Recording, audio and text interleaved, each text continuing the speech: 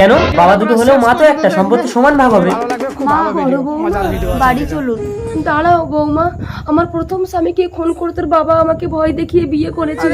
3 বছর পর খুনের দায়ে তোর বাবার ফাঁসি হলো। তুই যখন ছোট ছিলি ডাক্তার বললো তোর দুটোই কিডনি নষ্ট হয়ে গেছে। নিজের কিডনি দিয়ে তোর দাদা তোকে সুস্থ করে লেখাপড়া শিখিয়েছিল বলে তুই আর চাকরি করছিস। আজ সেই দাদা তোর অসুস্থ হয়ে বিছানায় পড়ে আছে। চলুন মা, আমি আপনাকে চাল ধার করে এনে রান্না করে দেবো। মা এছাড়া তো চাল ধার করে রান্না করছে, 100 বিঘা সম্পত্তির ভাগ না দেওয়ার জন্যই নাটকটা করছে। ছাড়ো না বংশী, তুমি তো চাকরি করো। না না, বিনা যুদ্ধে নাহি দেব সুচাগ্র মেদিনী। আমি আজই উকিলের সাথে কথা বলবো।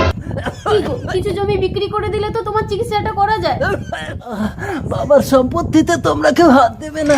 দাদা, বাবা দুটো হলেও মা কিন্তু আমাদের একটা, সম্পত্তি সমান ভাগ হবে। হ্যাঁ বদন বাবু, বাবার ওয়ারিশ মা আর মায়ের ওয়ারিশ ছেলে, সেই সূত্রে সম্পত্তি দু ভাইয়ের সমান ভাগ হবে। দাদা আপনি ভালো আছেন?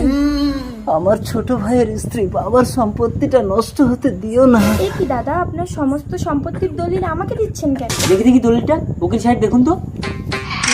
এ কি, আপনার দাদা তো অনেক আগেই সমস্ত সম্পত্তি আপনার নামে করে দিয়েছে, শুধুমাত্র 2 বিঘা রেখে। 1 বিঘা ওর বউয়ের নামে, 1 বিঘা ওর মায়ের নামে। দাদা মারা গেল। আমি রাজা, তোমরা সবাই আমার প্রজা। না না, যুদ্ধ না, শান্তি চাই। উনি এত সম্পত্তির কথা শুনে মানসিক ভারসাম্য হারিয়ে ফেলেছে।